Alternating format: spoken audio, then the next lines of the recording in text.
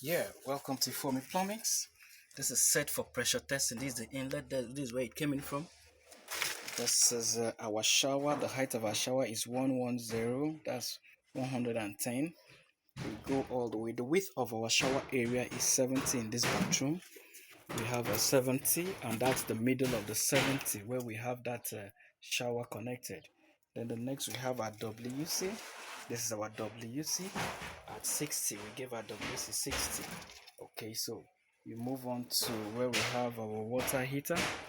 This is the water heater right here.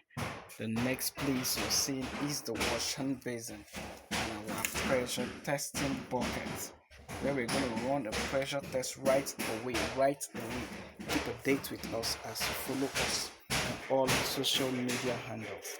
Have a wonderful day.